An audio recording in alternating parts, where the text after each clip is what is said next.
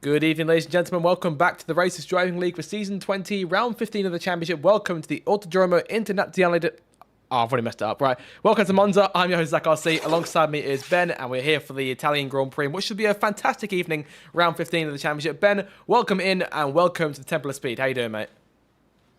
All right, yourself? I'm all right. I always look forward to Monza. It hasn't been hugely competitive in recent seasons, but it is one of my favourite races on the calendar for a number of reasons. Obviously, number one being it's Ferrari territory, and it's always exciting to see the Tifosi on the outside of the circuit. Speaking of Ferrari, here comes Lucky Lambert out onto the circuit for the first time, the first car out onto the racetrack, and qualifying getting underway. It should be hopefully an exciting race. Obviously, things opened up a fair bit last week in terms of our now most recent winner of any capacity in the RDL, Quigley, who came through and won the Dutch Grand Prix as a reserve last week. Grumio came away with the points in the end, thanks to being the first finishing full-time driver on the grid. But definitely, we had a new challenger step up and throw the gauntlet down last week, and he's back again this week, Ben. So we should be in for a good race up front, hopefully. Fingers crossed. Hopefully, we don't want to see drivers dominate, albeit as much as it must feel nice for them. Obviously we'd like to see a Battlefield lead. But fair play to Ethan, won it fair and square as a reserve driver on his debut. So fantastic start. Obviously, no points on the board, but purely racing for pride and for just to let everyone know that he's about this early on in his RDL career. In terms of the Drivers' Championship, Grumio leads the way thanks to taking the full 25 points from last week's race. He now leads by 117 points in the Drivers' Championship. Dan sits in second place. It's third place for Che in the Williams. Imri back up to fourth place. Another Che or Imri raced last week, but they're back here this week, so hopefully we'll see some racing from them. And Pope P5 in the standings, 124 points, so 8 points behind Imri as it stands right now. 10th Cannon with that podium finish last week, sits now in 6th place by 9 points to Curtis in 7th and AT in 8th place. So the championship getting closer and closer in terms of the fights in the top 10. Obviously, you see Che, Imri and Pope fighting for P3. They're separated by less than 20 points. And 10th, Curtis and AT and TJ has a 15-point gap between those four drivers. So things getting quite close here as we near the last 10 races of the season here. Indeed they are. This is the more business end of the season now, Zach. So every point matters, whether it's P10, P3, wherever you finish. Yeah, I mean, every point is completely crucial, and no place quite, does the racing quite like Monza, of course, historic venue on the calendar, but it's been coming here since the 50s, and it's always stirred up excitement.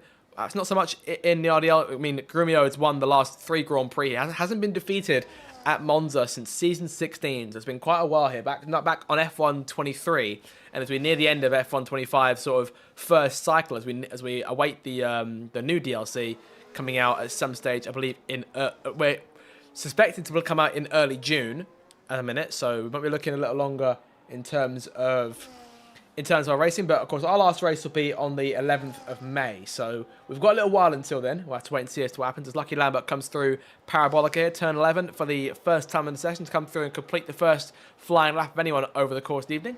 Last quarter for the Ferrari and over the line, used all his battery up, and it's a 1:19.3 for Lucky to start us off. Yeah, it's fairly steady start off, but end of the day, it's rather getting your grip out on track at the minute. 80, I would say, getting a bit of a turbo noise on his outlap. But yes, it's all about getting it back down, and to be fair, that's a good lap from Lucky, because the track, I'm sure, will still be green. Obviously, very early on the session, the rubber hasn't been laid down as of yet. Of course, the two Haas cars running in tandem there, Grumio and AT, the current leaders in the Constructors' Championship. 126 points is that gap from Haas to Williams in second place.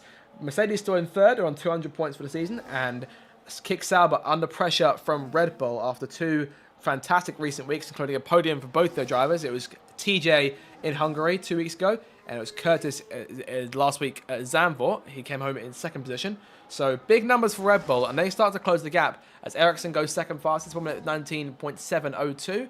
You see the Williams of, that is quickly coming through to begin his first lap, and this will be one to keep an eye out for, given performance last week. But Monza, a relatively similar circuit in places to Zandvoort, but obviously different ball game in terms of just going flat out on these low downforce tracks, and it should be quite interesting in terms of lap time and what we get to, especially going towards Q3, because that'll be when everyone sort of turns up to 11 and goes full on the pace. Yeah, they have to be fair though, because if you stay around your Q2 time, you're gonna end up dropping like flies down the grid. But it's all about just getting your bankers out on track. I'd say Zambo has probably got a few more high speed. I'm talking really like your 62 really. That's your more high speed corners. Monza's like all low speed, so it can vary on the downforce, but I'm sure all drivers are running 0-0 wings. Obviously, the only bit about the 0-0 wings is the fact that we can't see any visual difference on the cars. So nothing nothing cosmetic in terms of wing change. So hopefully that will be something that can change in the future on F1 27 next year, as AT and Cot set their times. Cot in as a reserve tonight for Alpine, as quickly goes fastest, 118.084. Wow. That's almost a second faster than 18. He is on it. Where is Grumio? Grumio went back to the pits. Imri is going through Ascari and down towards Parabolica as we speak. One of the Mercedes cars in front of him. I believe that is Dan. Oh, no, that is Obsessed, who is going through the last corner now. And Dan is currently going down towards Ascari himself. So we'll start to see a few of the faster guys come through and put their first times in as Imri charges up towards the line. More poles than anyone so far this season. And Imri is here and here to play. 118.004. 800s up on quickly. That's a good start. And Imri picking up right where he left off in terms of pole positions in recent weeks. At the minute, he's gunning for what will be his 8th pole of the season. He's got the most of anyone else so far this campaign with 7. So it'll be interesting to see if he can carry that on as Dan goes third Che goes third fastest. Dan behind him goes 4th. Yeah, it looks like the two Williams are going to be out there tonight. Like if any of these are that's to show off by obviously Che's only just short of 0.2 off Emery, and Ethan Quickly is just under a tenth. I mean, it's awfully close. Yeah, 800 to be exact. I think those Williams cars, you're right, will definitely be here to play, but crucially, only one of them could score points tonight. That will be Che. As Curtis now got by 1,000th, goes faster than Che, puts himself into 3rd place. Curtis has come alive in recent races. His last 3 finishes 5th, and 2nd in Belgium, Hungary, and Zandvoort. 3 very different circuits, so it's gonna be cool to see how the Red Bulls can try and push forward in the championship. And I wonder perhaps if they're dark horses to try and perhaps if these carry on as they are, I can see Red Bull going as far as trying to nab 3rd place in the constructors. Just because, I mean, the combination of Curtis and TJ was one that was perhaps not looked upon with as much favour, perhaps going into the season. But at this point, we are reaching a stage now where they're both up firing on all cylinders, and they're doing a fantastic job in the last couple of weeks. TJ himself, I mean, 8th, 3rd, and unfortunately 13th last week, but we'll look to recover it this time round. And this is the sort of circuit where I feel like Red Bull could take advantage. Yeah, I think both Red Bulls have looked particularly strong in qualifying. Not so much in the race, getting caught up in a few little incidents here and there, which cost them big time. But particularly from, I'd probably say, Canada, they've looked massively strong. So they're on a good run of form here, Red Bull, and close up to kick Sauber.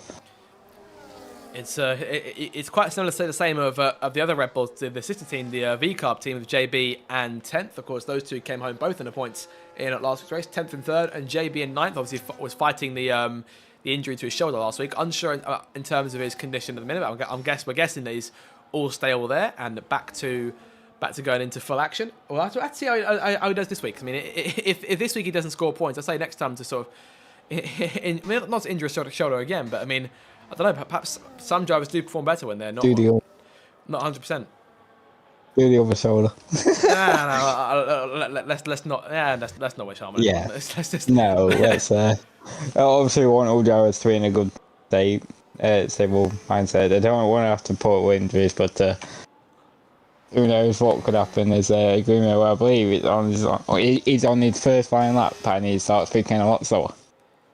Yep, Grumio in through the 2 Lesmos now, through turns 6 and 7, and charging onto the second DRS straight on the circuit. 2 of them here, one down the main straight and one going down towards the Ascari chicane here at the very end of this straight down the slope, down the hill, and looking to put a second sector in with 51.9 as his second split as he goes through Ascari, keeps the car within the white lines, and you see the speed he's carrying there on corner exit. Dan and Curtis both retiring, so they're calling it quits for their first sessions. Imri out as well. Imri comfortable with his first lap. Quickly's back out on circuit, so I mean that 118.084 must not be enough for him as Grumio rounds the last corner here. Cockney Goblin is in, so we have now got a full grid of drivers for tonight's race. A few of them obviously being reserves. As Grumio across the line goes 5th fastest, 118.197. It's tight. It's tight up there. I'll give you. Yeah, we would definitely say that. I mean, that is the beauty of the sheer speed at Monza. I mean, at the minute we're looking at the top 10 all within a second of each other, and then the rest of them all within the 7/10ths from P11 to P19 right now. So it's awfully close. Only Cottony Goblin yet to put a lap in. We've still got 7.5 minutes left here of Q1, so still time for drivers to come back out there and put other times in. But in terms of these guys running up front who are the closest together, they're gonna probably call it quits. 2/10ths separating the top 5 right now, so awfully close. Yeah, definitely. Just looking further down the grid. I mean, it's what Brashman 118.6, Huff 18.7, TJ 18.8, 18.9, 19.0, 19.1. So even the slightest of improvements can put you somewhere in the top 7, for example, if you're way down there in 10th position. Find half a second, you can almost certainly go up to P7. So. Yes, it's going to be awfully close. Very fine margins towards the end of this first session. I think that'll be the case the entirety of this first hour of our coverage here tonight. I mean, look at the reserves. All of them in the top 12 right now. Caught the lowest in P12 at 1 minute 19.1. But then you look at Huff in P8, Brashman in P7, obviously quickly in P2. So big stuff for the reserve drivers tonight. And that'll mean that, if they carry on that same sort of pace, we'll be looking potentially a few drivers finishing perhaps down in 11th, 12th, even 13th and scoring points, as long as they're full-time drivers, as Lucky Lambert finds P11 in the order. So yeah, he didn't gain a ton on that last lap, and yet he's come through and made some progress, a push forward. Obviously, HB Cook, the last car, currently going through on a 119.142. 10th Cannon is just under a 10th behind, and it's another 2/10ths to JB in P17, who he himself is back on circuit. Obsessed in P18, Ericsson P19, and Cottony still yet to put a lap in, is quickly now retired from the session. So the top 3 all calling it quits for the time being. Only Lucky and JB out on the track right now. Lucky obviously on in lap, and JB on an out lap. So quite awkward in terms of time here. So wait for the next few cars to come out on the circuit. But as it stands, there's still 14 drivers who can come out and put another lap in, and we'll see if they do. Yeah, we'll see. It's hard to gain around time here if you don't make a mistake. Even the slightest of errors, though, can put you well up on your time, so we'll see what happens. It's all about trying to find the limit and not go over that limit, because once you're over that limit, it's kind of hard to get back under the limit. Many sort of places where you can lose control on the circuit. I'm looking particularly at the exit of the Ascaris chicane. That's turn number 10. Easily done. Oversteer can be horrendous. That's a good word for it, Ben.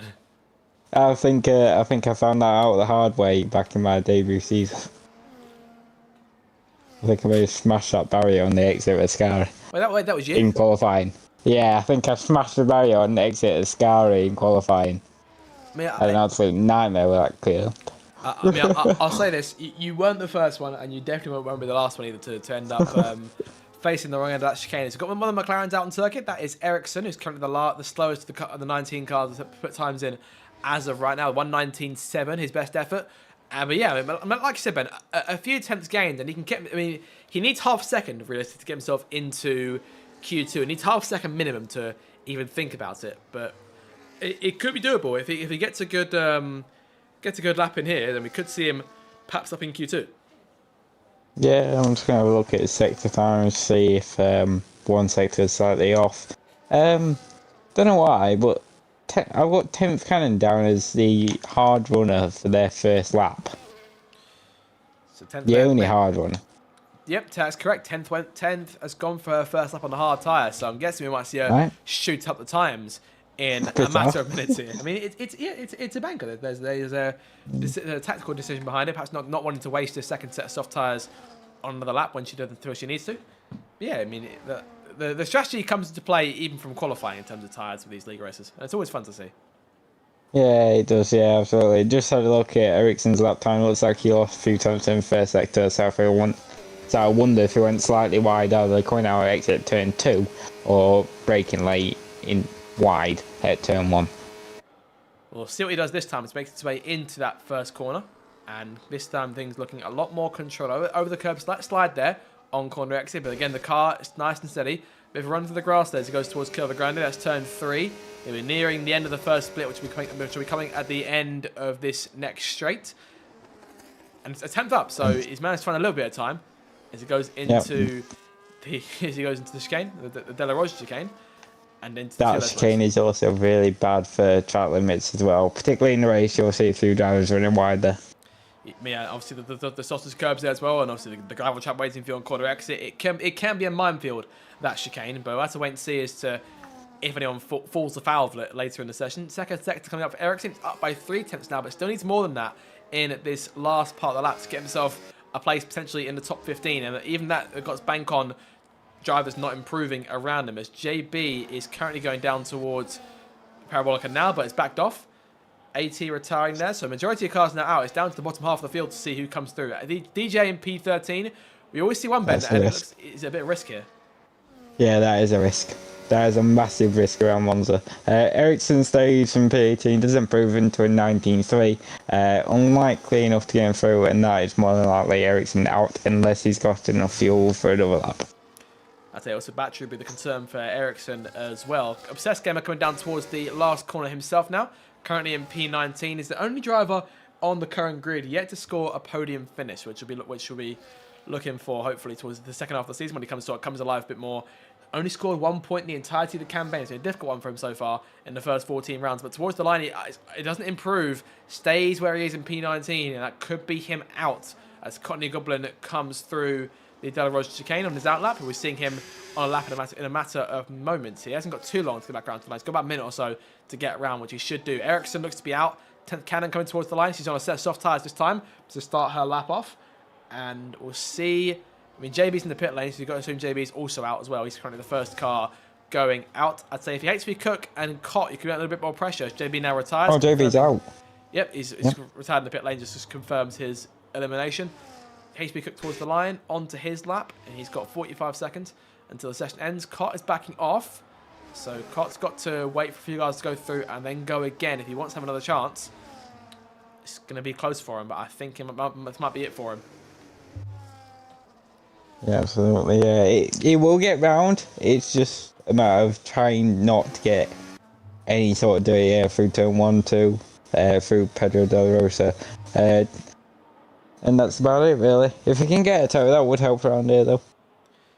Ericsson's out as well. Yep. So second retirement of this of the bottom 5. 10th Cannon currently almost 3/10 up, going through the second sector, which will be enough to put her into Q2 as it stands right now. So definitely more to be gained on these soft tyres compared to the hards of her first lap. Checker flag is now up. She's the next car through to the line. Obsessed Gamer is out of qualifying in P19. It could be P20 if Courtney Goblin goes faster than Obsessed does. Here comes 10th towards the line to complete her lap. It's a 1:18.7. That's more like it from 10th. P8 on the board for her. And that'll knock HB Cook into the bottom 5.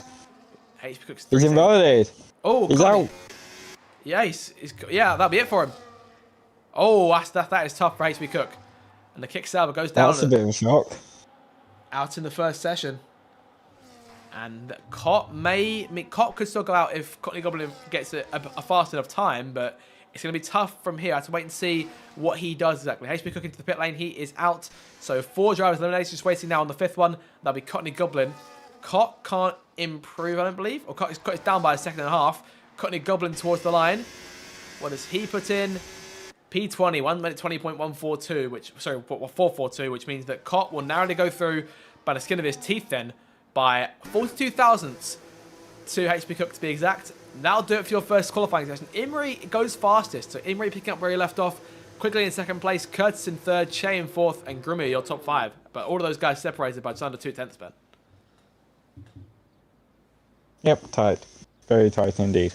Dramatically close as we cap off the first qualifying session. Obviously 15 cars will take the track for Q2 in a minute's time.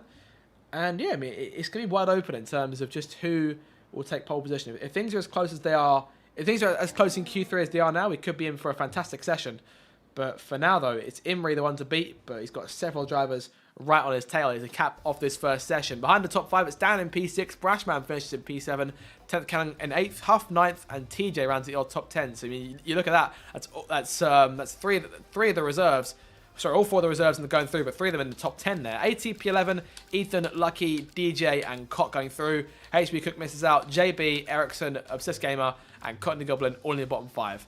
So that's Q1, and Q2 will commence in a matter of moments.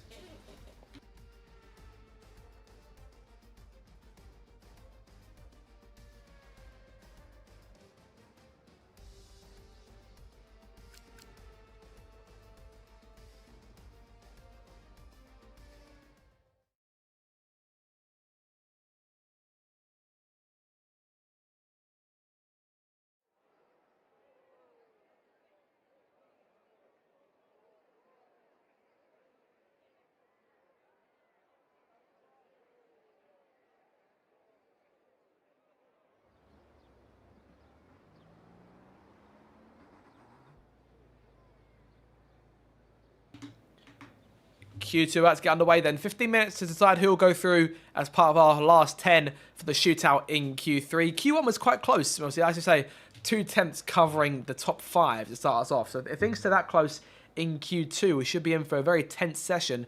And as we've seen so far in Q1, Ben, those few thousands make all the difference in terms of qualifying at the Templar speed. Yeah, I wonder what it's going to be like come Q3 as well, because that's going to be really interesting indeed.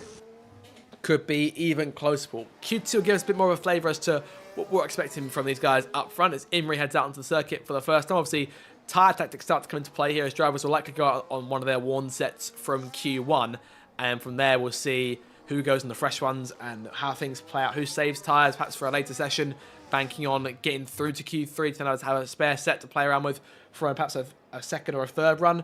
It'll be interesting, and we'll get an idea as to who does what at some point in this session, in the next sort of 5-10 minutes or so, and then from there it'll be a dash to get those last laps in and see who goes through to Q3. But I mean, it's tough to draw a favourite from any of those top 5 so far. Yes, indeed it is, because it's so tight, and around the temporal speed, every mistake costs, every slide delayed apex, every time you get a bit of a snap on at the rear, it's going to cost you a heap of time, and all of a sudden from going first in Q2 to then being 6th in Q3, well, it's likely possible around here if you get the lap ball all wrong. It can happen, it might happen. We'll have to see it later on in the evening. But for now, though, Imri coming through Parabolica to begin his first lap of Q2. Obviously, gunning for what will be his 8th pole of the season, more than anyone else so far in this campaign. But we've still only had 3 pole sitters all season. So it's been a... in terms of qualifying results, it's been a slog in terms of getting different pole sitters out of this one. But, you know, I mean, it should still be a good race regardless. Yeah, well, fingers crossed we are likely to see a different pole sitter tonight with how close the grid is. Actually, no, I'll have to double check because truth be told, I have forgotten who took pole. I thought it was Grumio last week. I could be wrong if I double check. It was Grumio last week. Ethan quickly in second. Oh, that's a bit of a snap for Emery on the exit. Pedro Del Rosa.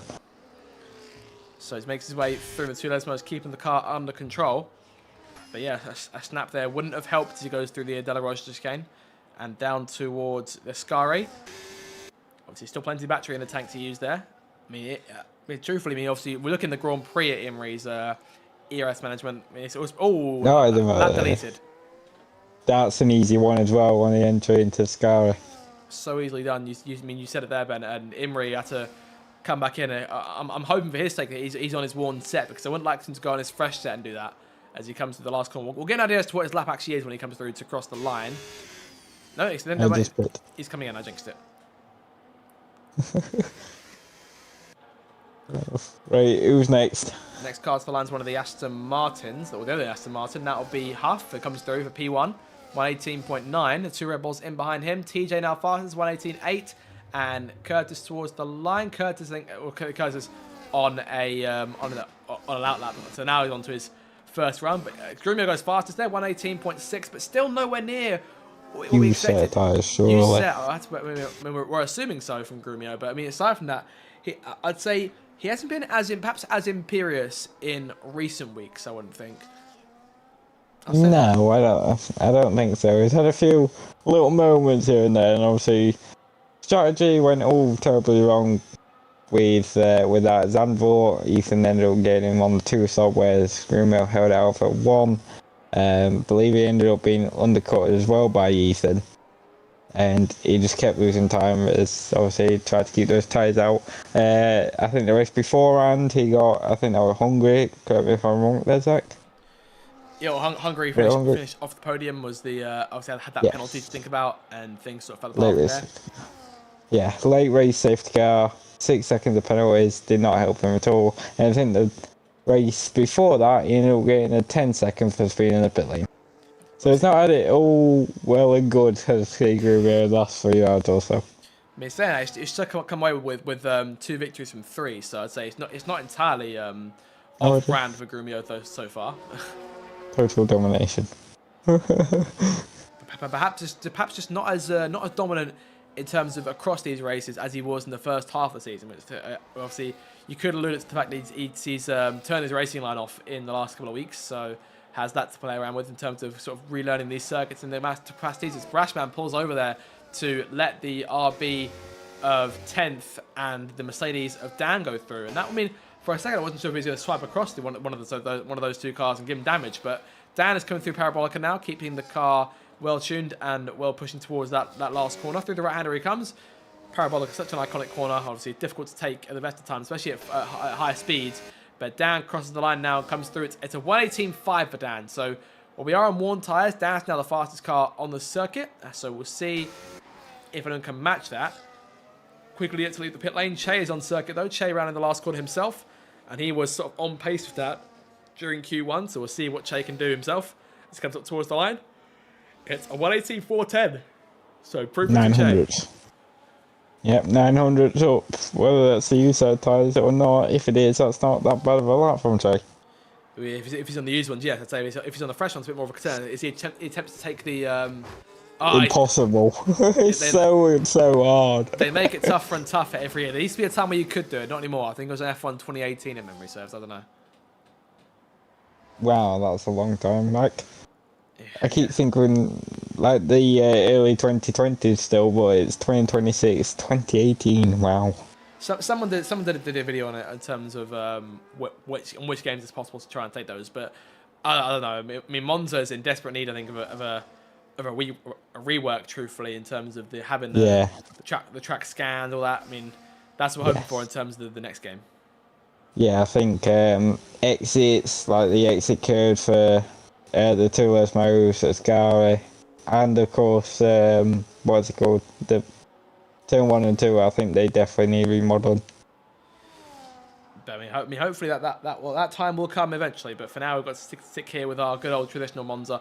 8 cars set lap times as it stands right now, so that's half of the just over half of the cars here in Q2. The fastest time being Che's 1:18.4. Scrap that. There goes Imri in the 1:17s. Imri looking. New set of tyres? Might be a new set of tyres. I'm not too sure. If that is a new set of tyres, he's improved by what? Sorry, no, that's definitely a fresh set. It's definitely a fresh set. Got to be. That's a right lap. And it wouldn't surprise me if he pulls into the pits and retires at the end of this lap. I mean, he's safe in Q3, I'd say, with that. Yeah, 100%. But we'll see perhaps if he's got his best stuff out in Q2, because we've seen it in the past where Imri goes a bit faster in one session, perhaps not as fast later on when it matters in the final session. Not this season in particular, but it's over time. We've seen it happen before.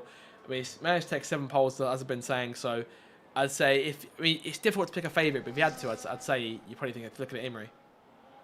Yeah, let's not forget Ethan quickly out of all this. Quickly coming through Ascari now, heading down towards Parabolica as Imri retires the car on the racetrack there, so Cornick quits this early and going down towards the famous old right-hander himself for the first time in this session and looking for a good time to try and match him. He might be on course to try and do that.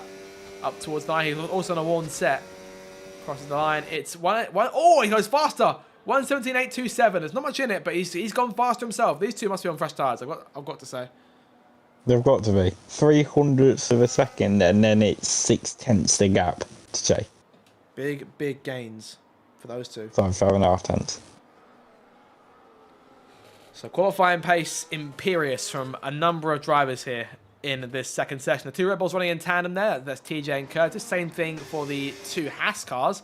80 yet to get a lap in. He's going for it now. and he's putting in a 51.8 in his second sector, which is a big improvement over what we saw earlier from, I believe it was, who's the first car out? It wasn't Imri, it was someone else. I'll give my memory back later. AT charging down towards Parabolica. Grumio is there, likely giving him a very solid tow. Again, these two have always been fantastic in the qualifying game as teammates. They round Parabolica. Grumio coming through to put his time on the board as well. So we'll see if Grumio can improve on that effort. And he will go third fastest and 80 jumps to fourth. So big gains for both those two. As Brashman, the reserve from McLaren, finds P7. And next through is DJ. Coming to the line at the circuit. He made his debut here 1 season ago at this very track. And it wasn't a fantastic debut for him. But hopefully tonight we'll see a lot more improvements. He has obviously managed to put himself on RDL podium since then. But the last weeks haven't been great for DJ, so hopefully we try and get himself some points for Aston Martin. Yeah, fingers crossed. I think obviously Hulf is quick, but it's still a reserve driver. DJ is quick on his day, and is well in deserving the points. But I think his points come in like bags, don't they? He has a few like just outside the points finishes, and then he shoots up with like P5 or something. Yeah, they do sort of come in they're short and sporadic, or DJ's point scores so far this season. He's only managed to score 14 points for the campaign, which is enough right now for 15th place in the standings. Everyone has scored points in terms of full-time runners. There are only 4 drivers who yet to make double digits, those being Lucky, Cottony, Ericsson, and Obsessed. And of those drivers, only one of them has actually made it to Q2 here. That'd be Lucky. Wow. Lucky coming through. I'll play Lucky. Yeah. Me, obviously, Lucky joined us slightly later on in the season, but came through with a point score. Memory says I believe that it was at Imola, if I remember correctly, as he comes through the second less mower down towards Ascari once again. Keeping the car nice and controlled here and on the gas. So he heads down to 5th gear to the run at the chicane, and going back through the gears once again. Overtake deployed for a moment there. Obviously, ERS management will be a thing that will soon be a thing in the past. Obviously, the real life 2026 F1 season started yesterday. Well, yesterday morning for those of you here in the UK, but yesterday in general over in Australia, George Russell took victory in that race, and we'll see if Mercedes have got what it takes to come to victory in tonight's race for us here in the RDL. It's Lucky goes P9 on the board. 3.5 minutes to go.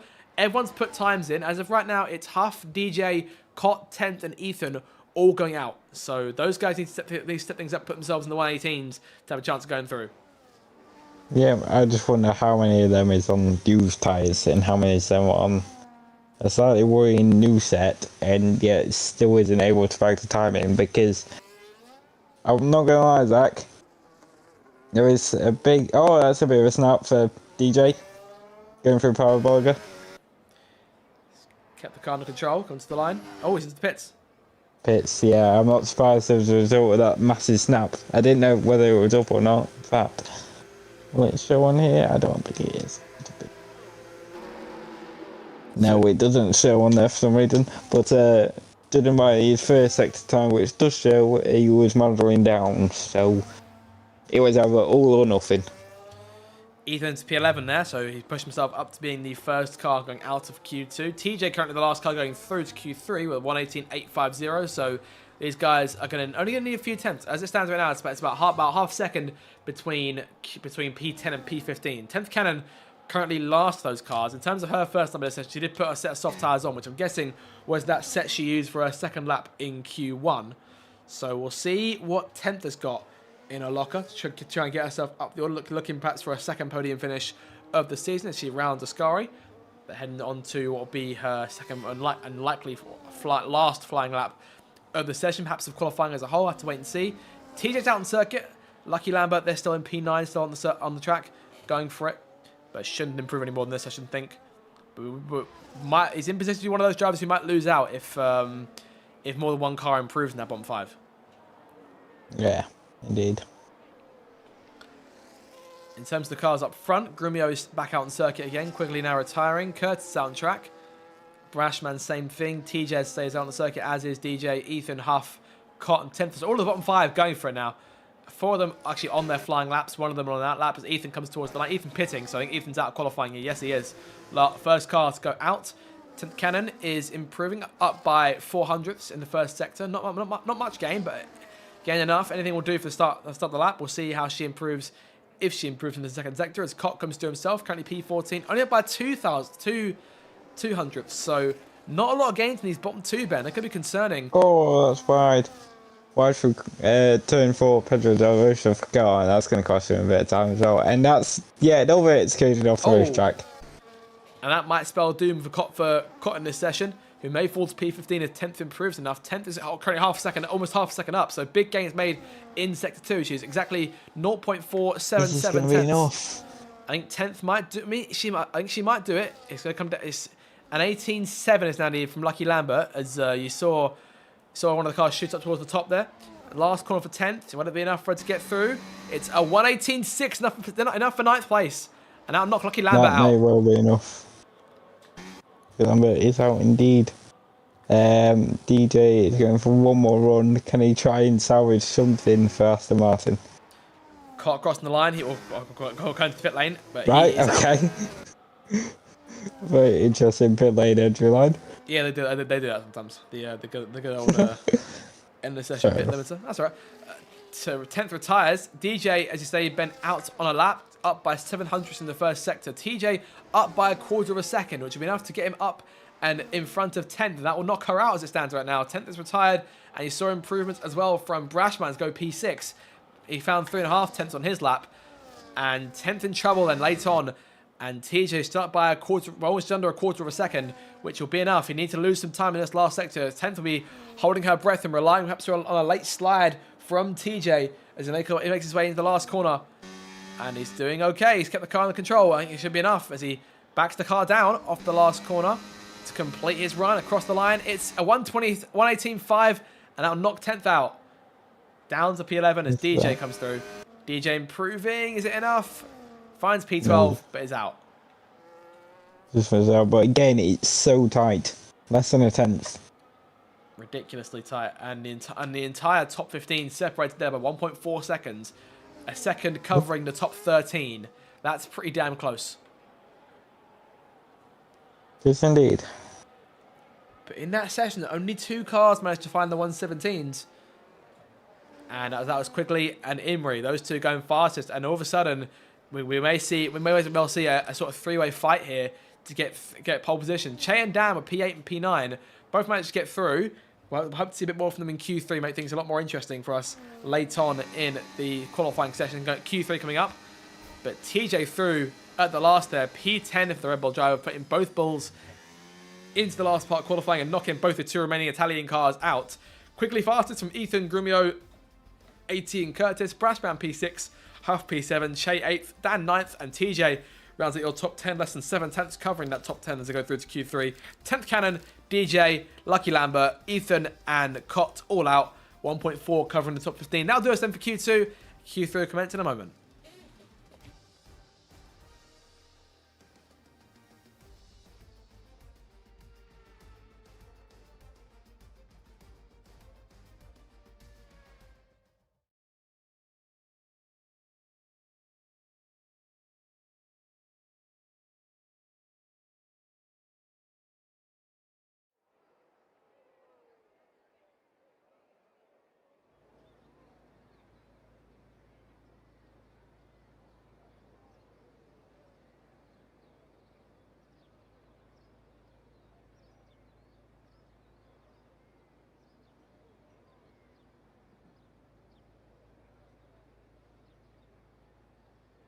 Hello, Roger.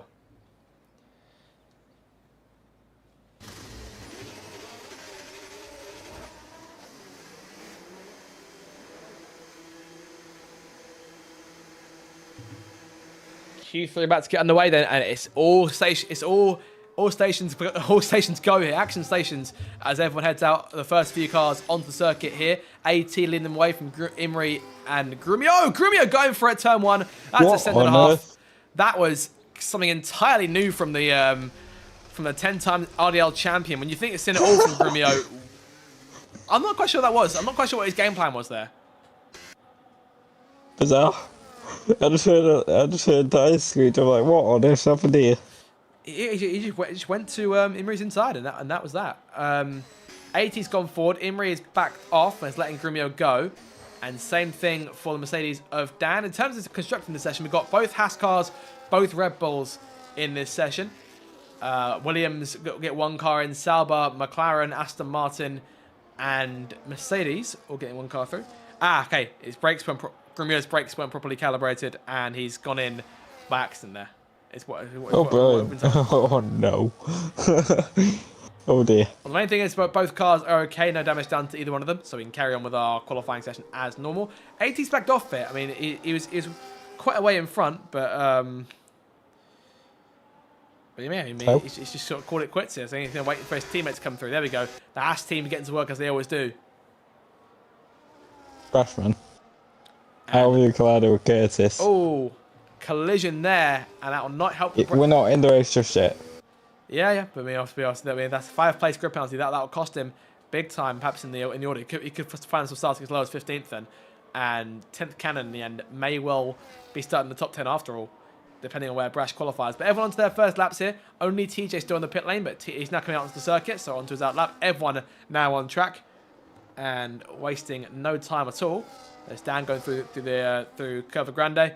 And AT still behind his teammate here as Imri follows in their wake. We'll see if Grumio turns things up now. He hasn't been the fastest car at any point this evening, which could be a concern for the usually quite savvy qualifier that is the RDL champion Grumio. He makes his way into second Lesmo now through turn number 7. And AT in tow. DRS in play for the other Haas as well. Head down towards Ascari. That'll be big for AT to try and get himself higher in the order. Those two Haas cars looking to try and push forward in the Constructors' Championship, try and build that lead from 126 points upwards as they round Ascari. Imri in behind them. Next car direct behind is Dan coming through for his first lap as well. Here come the two Haas cars towards Parabolica. Grumio leads them round into the last corner here. Everyone on laps except for Che and TJ, both on out laps here as Grumio comes towards the line. First time of Q3 about to go on the board here, and the first gauntlet's being thrown down. Grumio fastest, then 80 in second place. Dan in third, 118.3. Imri towards the line. Imri goes second fastest. And Curtis towards the line. Curtis into third place. Next car through will be Brashman. Has let the lead to this. Into the pit lane he goes. Huff into Q3. And coming through the last corner now towards the line to put his own lap in. Where's he going to stack up? It's 118.0. Huff in third place. Things looking quite close here this early on in Q1. As TJ crosses the line for his first lap. Quickly going through down towards the Sky as we stand. And we'll see what his first lap looks like. He's out of sync with everyone else. Brashman and Che couldn't get laps in. They're both in the pit lane now. 51 seconds later. This is a rapid lap. As he comes through, Ascari keeping the car controlled, keeping it planted. It was second place last week for him with the win in the Dutch Grand Prix, but obviously no points scored. Again, he's not racing for points here. He's racing for that recognition, that pride of winning RDL races as he makes his way into Parabolica and comes up the last corner at the end of his first Q3 run. We'll see where he puts himself as he comes up towards the line. It'll be a 117.778. And Grumio's jumped now. And it's currently about just under a tenth and a half covering the top 3 alone. This is tight. This is what we wanted. Oh, contact between the two Haas cars. Grumio off the circuit. Sorry, what? Contact between the two Haas cars. As I'm guessing, plate damage for Grumio. I'm guessing miscommunication there between AT and Grumio as the champion went sailing off into the barrier. Lucky to still get away with his template damage, and good thing he managed to get time in too, because a crash there would not help his case when it could be again fine margins at beside this qualifying session, Ben. So it's gonna be close. We'll see in terms of who's got who's got the speed in the second part of the session as Che comes through on his outlap. He's going for his second full run as Brashman also leaves the pit lane as well. Just wow. So first off we have Brashman with 5th place. Then obviously what the two Hasses making contact and now Grumio damage. So it's been a topsy-turvy session so far, not to mention the contact between Grumio and Imri at the pit exit at the very start of the session. So plenty to be done. We're only halfway through here. I'm guessing we'll definitely see our late sprint, our late sort of shootout for the last few places. There we go. So a lack of fuel in Grumio's car, and AT couldn't react in time is the start of the story from that side of the garage. But hopefully no ill will towards either one of those two drivers from either side of the Haas part territory in the pit lane as Brashman comes through Ascari. Che is going through Parabolica now for starting his next proper lap. As he comes through, so onto his second lap. We'll see if there's any more improvement compared to his first. He needs to get a valid lap in to avoid starting P10. Brashman, obviously, as it stands, will be starting from P14 thanks to that collision. Didn't see the collision, but he's got what he's got as the McLaren driver heads up towards the line to begin his next lap proper. But everyone else in the pit lane here. Dan actually, Dan back out on circuit, 1:18.3 for Dan. He's a bit a ways off compared to what he's used to up front. As TJ enters the pit lane. Che 25.8 in his first sector, Ben. That's a pretty good first sector, that from Jay. And he's got a car coming behind him as it's a former teammate Dan, who may well give him a slight tow here. Going down towards Ascari. DRS in play. Che may find a good bit of time here. He's quickly looking at medium tyres there. He was for a second. That was close from Dan. That was close. Close from Che, sorry. You're looking at track limits for a second there going into turn 8. That was very, very close from Che. But as he heads towards Parabolica to put his lap in. This could be a good one here, Ben. We're looking good. Yeah, Che up to the line now. What can he do? His first lap, maybe his only lap. Cross the line goes P4. 2/10 off pole position. And that is a big gap around here. Brashman coming through to put his lap in, so all 10 drivers have put times in once Brash crosses the line to complete his first run. It's a 1:18.2. So as it stands right now, the gap then, look at that, 6.5 tenths covering the top 10. That's the closest they've been all night. Indeed it is. Well, they're getting closer. Yep, 4 minutes to go. It's a case of very few tenths here. As Dan is improving in his first sector. He's up by half a tenth as it stands right now. That'll be enough to... He'll stay in P9 as it stands. He needs to find some more... Oh, slide there from Dan. And massive understeer. Driving there 14T. That is tough timing there for Daniel Aron, as it means that he'll need to abandon this lap, charge up ERS, then go again. Because I don't think he's... I doubt he's got enough time to get back to the pit lane and bolt another set of soft tyres on and go again. Whether he's even got another set of soft tyres, not too sure. Not hanging him out though, is he? He's proper going for it. He is using overtake, so I wonder if he is actually going to box this up. I should think so. I can't imagine him going any further. I mean, I don't know. He's still got about three quarters of his battery left, and with the management, he could do all right. We'll see what his choice is. Okay, you're right, Ben. He's coming in. Imri back out on circuit for Sauber. Third place right now. He's been first and second so far tonight. He's looking to try and take pole once again. But he's got two very good competitors here, and he's raced with Quickly before in a different league, but this will be his first time competing with him in the RDL. Same for Che, or Che's first time racing him outright, so that'll be interesting to watch. And we'll see. We're setting up for what could be a very close race between a number of good cars. Imri now into Ascari. No one on a time lap right now. Kurt's still out on track. He's going towards Parabolica. Excuse me. See, rounds turn 11 there. There's just over 2 minutes to go here. We're going to start seeing drivers coming out now for their last runs. There is Huff and that is TJ back out on track. Yes, it is. Curtis starting his lap. This will be his final lap, I should think. And Imri, same thing. He's missed the rush. So pressure's on now, Ben. Yep, indeed it is. He is going to get a slight bit of traffic from the Williams, but he, if anything, picked up a nice tow from it. Into turn 1. Very nice and easy on the brakes there from Imri. We'll see how his lap stacks up. It doesn't need much. He needs about a tenth and a half to get himself on pole position, but that's not counting out with a Grumio and Quigley with themselves improved. Quigley's out on circuit. Grumio is yet to leave his box. There he is. And coming out behind AT. So what's the game plan for these two? Do these two run with Grumio in the tow this time? Not too sure. Imri's up by 400s in his first sector, so gains being made, but not a ton of them. He needs more than that to try and get himself into the 1:17.7 and try and challenge for a place in the front row at the very least. As he makes his way down towards Ascari. We'll see what his second split looks like now. Second split. Saving.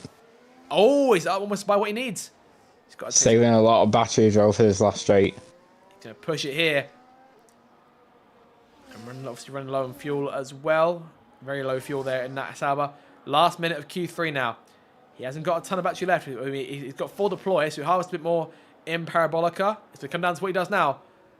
Through the last corner up towards the line. Does he make any improvements? It's going to be quite close for him. And Imre goes fast. It's 1 minute 15.9. 15.5, sorry. And Kurtz's in third place. Enough. Kurtz in third, 117.777.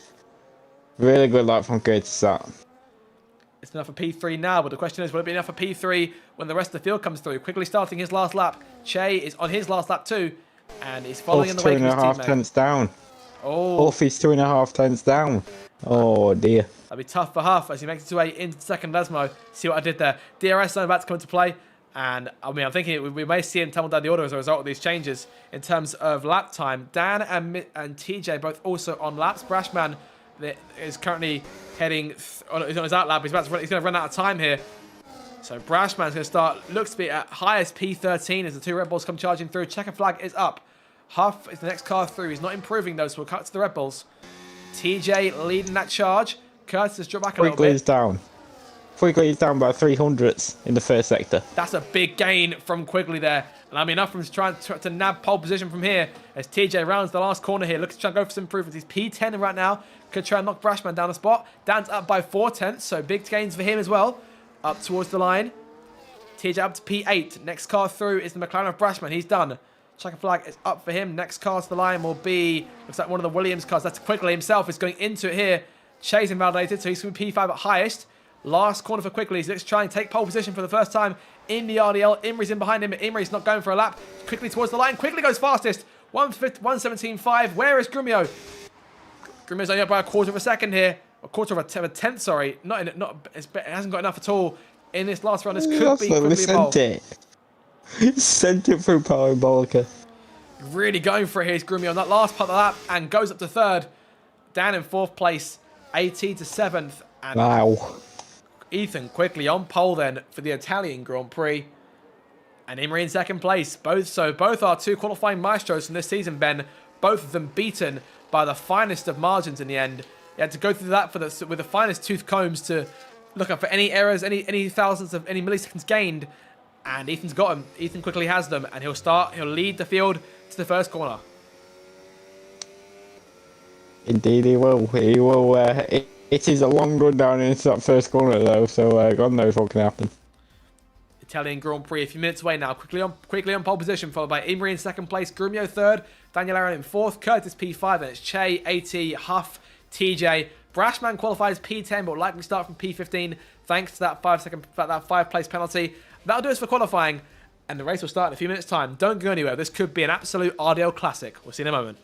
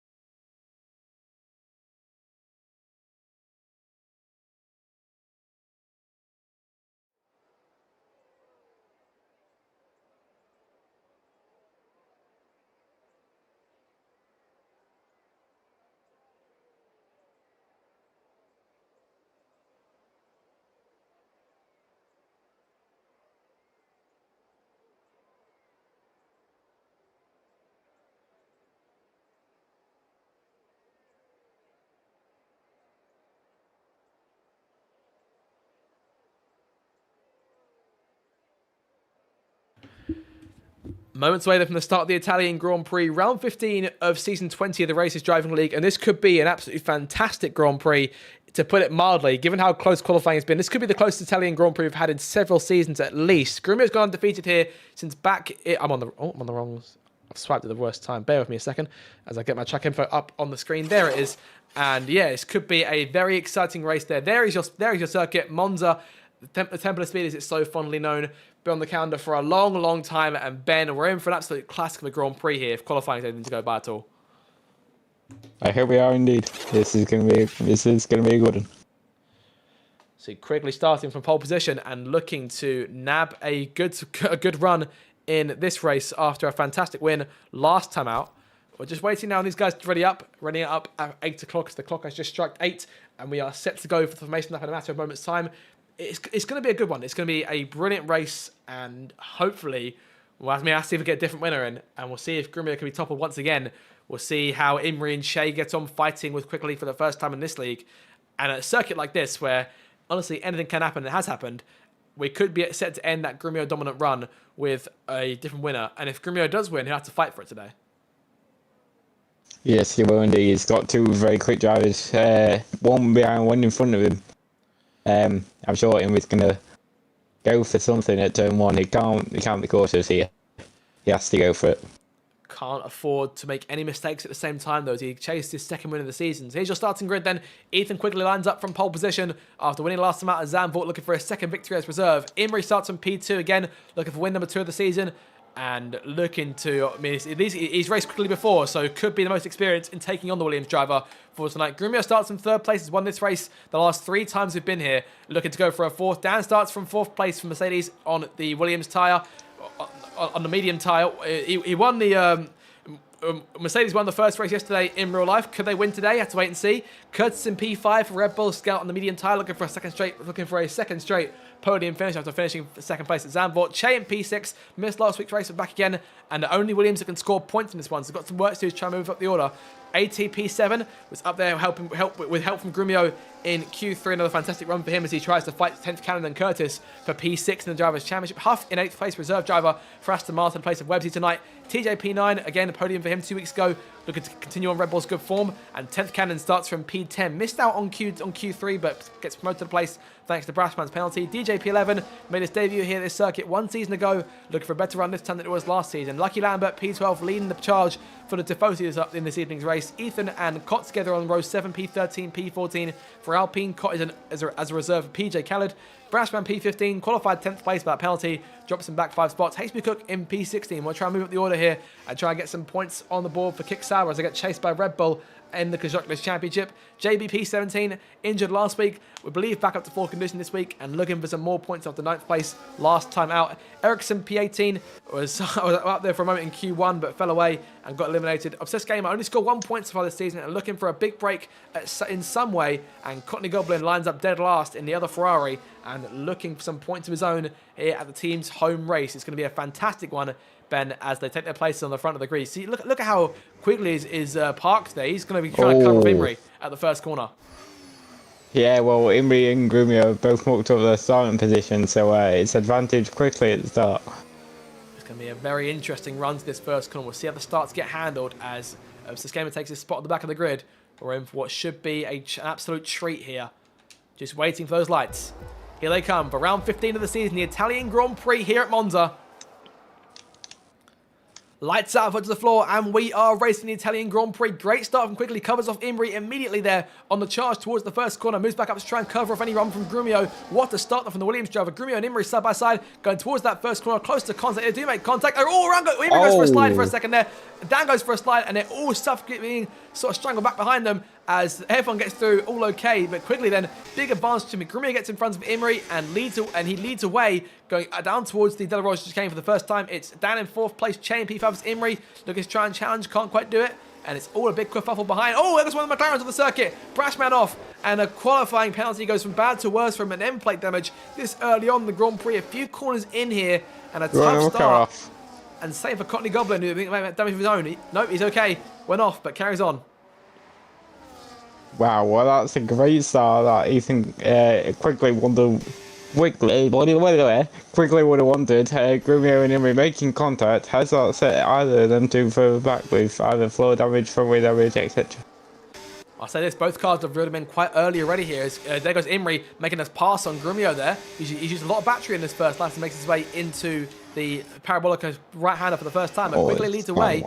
Bit of a slide there. You saw that bend, yeah. You sort of heard the tyres slide as he made his way through turn 11. And Grumio on his tail now on corner exit. No DRS in play just yet as we start lap 2 of this race. Quigley is pulling away, 6/10 in front of Imri. And now Grumio going back for second place once again. These two have made contact a fair few times in recent races. And we'll see if it comes to a head once again here at Monza. Perhaps Verstappen-Hamilton-esque back in 2021. But Grumio gets away and pulls in front for second place once more. But Imri will get DRS likely for the run down towards Ascari in a couple of corners time. Down in P4, Che P5, Curtis P6, Huff AT, Lucky P9, and 10th in P10. So Ferrari in the points now for the first time today here on lap number 2.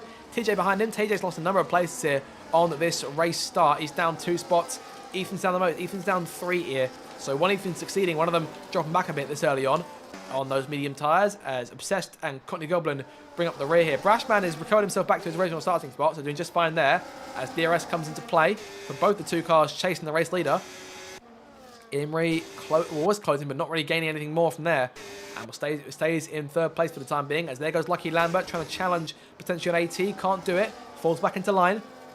And everyone is keeping it nice and single file. It's all hunky-dory here. Oh, car going deep there. That was the Mercedes Obsessed going for circuit. JB pre-skin penalty for multiple warnings. Actually, no, it may have been JB who may have gone off there. I saw either a white or a silver car. Not entirely sure who it was, though. But off the last corner here, Quickly still leads, but Grumio might come back at him now with DRS, Ben. Keep an eye on these two.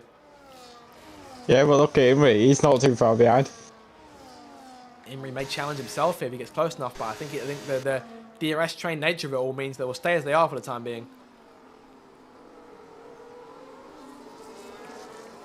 On to lap 3 now, this Grand Prix. Still the Williams driver in control, but not pulling away as much as you might have expected, especially compared to how he did at Zandvoort when he obviously built a big lead in the second half of the Grand Prix after the pit stops. We'll see how he handles things later on. As normally we're looking at just sort of simple one-stop of this race, Ben. We're looking at for most of these guys, mediums to hards, and for those few guys going for hard tyres, vice versa. It's a hard to medium race. But obviously, if we get a safety car or anything like that, with these races in particular, these ones that last for 27 laps, where you can go sort of half the race in the medium tyre, there's a safety car that could play away from a number of these drivers here. We'll have to see in terms of what goes on these next couple of laps, but they'll set the tone for the Grand Prix ahead.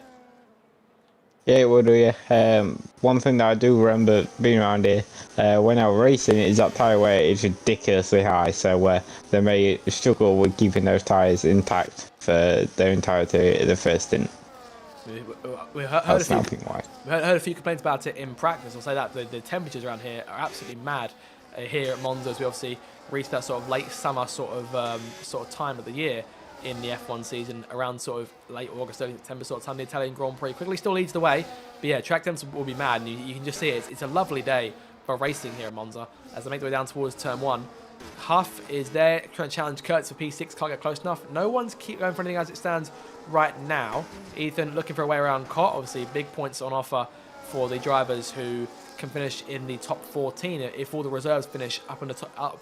If all the reserves finish up in the top 10, then that'll do them wonders for the full-time drivers behind, as obviously they'll be removed from the point scorers in the final order. So if Quickly wins the race, whoever finishes behind him will take the full 25 points for the win, and they'll be credited with the race victory in the RDR records. But Grumio is currently the one in that spot as he was last week, but almost a second out of DRS range now from Quickly, and Imrie might take advantage of that. He's got to get him out of DRS, because while he stays in DRS, these two behind him are just going to keep swapping back and forth. And who knows? They've already made contact before. Well, Grumio's doing an okay job of playing keep away for the time being as Imrie chases him down towards Parabolica, but Grumio himself is obviously focused on trying to get the lead back from Quickly, who really sends that car into Parabolica. Look at the pace someone's out. JB's round. JB off at Ascari, and he has lost a good chunk of his front wing there on the left side. And he may have, as I said earlier, that little stamp of oversteer could be all it takes, Ben, to send the car around. And all of a sudden, we got a car down the order. JB, after scoring points last week, will be into the pit lane, I should think, to make a change there. Tough break. Yes, indeed it will. Oh, it's so difficult keeping the car intact. Coming out of a scar, you have to be so careful on the throttle. And he just looped it around. Especially running the wings as low as they do on this circuit. On to lap 5 of the Grand Prix. And up front is still controlled by Quickly. Everyone keeping it nice and single file. Aside from that, there goes Huff going for a move here on Curtis. Speaking of, going to the inside, thinks about it for a second, but falls back into line. All wide. Really far wide for off. And that will cost him here because he now opens up the door for AT to try and challenge with DRS perhaps. But saying that, AT's got a bit of damage as well. He's lost his end plate. When did that happen? May have happened in that first lap scuffle. As JB returns to the racetrack here, fresh wing on that race car, medium tyres going on. So we need to go a bit longer on his second stint, I should think. Or perhaps we're going to set hard tyres at the end. Yeah, indeed. So if all these have got another 3-second time penalty, I expect these to keep adding up throughout the race. It is notoriously bad around here. The F1 game, the F1 game. Yep. You may have to start your count again, see if we end up getting to a minute, as we have done it a few times this season. Well, so far we're up to 9. It was Canada and Hungary, those two races we've done, wasn't it? You're testing me now, Zach. Oh, Brashman. Wow. That's another 10. 19. And that'll do it for Brashman then. And the last sort of half hour of Brashman's racing has not been perhaps the way he wants to go. Obviously, that penalty for the collision with Curtis in qualifying, the incident on the first lap, is obsessed to get the second penalty for corner cutting. He may have gone deep at turn 1. And obviously, yeah, the damage just sustained for Brashman on the start. And from there, just that 10 seconds of speed in the pits, it's not boded well for him. So he's out the race, our first retiree, and it leaves things down to Ericsson to score the points for that team if he can get up the next 6 spots. He's currently 2.3 behind Ethan right now. JB now up to P19 is there as the stock McLaren there at the right side of the circuit. Everyone is all back to racing again, all clear. And up front, everyone's still in DRS range, but it's opened up a little bit here. The top 9 all still within seconds of the car in front. It's down to 10th Cannon and P10 to the next car, who won't get DRS from after Ethan Quigley in P1, who's still not really pulling away at him as much. He's still about 7/10 in front. Grumio, Imri, Dan and Shea are keeping with him right now. It's a bit of a gap back to Curtis, who's on the verge of losing DRS himself, as Huff is still trying to get around him. He's managed to get away from AT, and will now work on trying to challenge Curtis on this main straight. DRS in play for both cars. It's going to be a move here, Ben, as Huff gets closer and closer, vies for the inside of the racetrack. HB Cook and TJ down the order. Both cars in the pit lane here, this early on from what I'm seeing. I'm waiting to a 2-stop, potentially. Might be the game plan. Obviously, as you said, Ben, the tyre wear around here can be ridiculous in terms of the high temperatures, as Huff clears Curtis for P6. Obviously, and again, another reserve driver who can't score, but is going to try and finish as high as he can to get himself on the radar, perhaps with any future teammate pairings going into next season, season 21. We'll be hopefully looking at the new regulations from there. Obviously, only about 10 races left with this car and with DRS on these cars, depending on how much changes when that DLC comes out in terms of the new modes for the energy sources. And speaking of energy, Emery's going to need a fair bit more if we're going to try and take on Grumio for second place, because he's been chased him like a dog chasing its tail for the last couple of laps here, and is making no real progress. And the same thing for the cars behind. Dan in P4, Che in P5. It's all single file here, and all of them chasing one Quigley for the top spot as it stands right now. And it's looking difficult in terms of making any moves at the moment, at least in terms of this first stint. But we'll see in terms of how worn tyres play into this, as both HB Cook and TJ have both gone for hard tyres this early on, Ben. So we're looking at a 2-stop, perhaps go for a set of medium tyres at the end, or a set of soft tyres, like you said. That could be a very viable option for these guys. Yep, we've got another one into the pits. Is that Curtis? Curtis is into the box, yes. So we'll see how the undercut plays out now. We'll see what Curtis does. Hard tyres going on. The same thing for Ethan, who's just entered the pit lane himself for Alpine, and he is away. No holds up for the Red Bull team, as Ethan making his change now onto his set of hard tyres. Okay, so we're looking at mediums to hards, and I think we should think back to mediums in the end of this thing. I'm doubting that the hard tyres can go any more in that case than about 12 or 13 laps before they start to kick in again. And given that the mediums only got about 7 or so, it's going to be difficult. Indeed it will. But of course, we've seen a number of drivers who are quite good in their tyres, especially these guys up front, who may be able to try and run a one-stop if possible. Obviously, a safety car will likely force their hand and put them in position where they need to put on the second set of tyres or put on a third stint of the race. But I have to see whether that comes into play, because everyone's kept it fairly clean so far. Yeah, they have, yeah. Obviously, AT is coping fairly well with that impact damage. Not really as I say that, though. He does go wide through a Scary. Coping well with the damage, though. Obviously, with straight line speed, he's going to have more of a straight line speed compared to the drivers around him. It's just corner speed that's going to run down big time.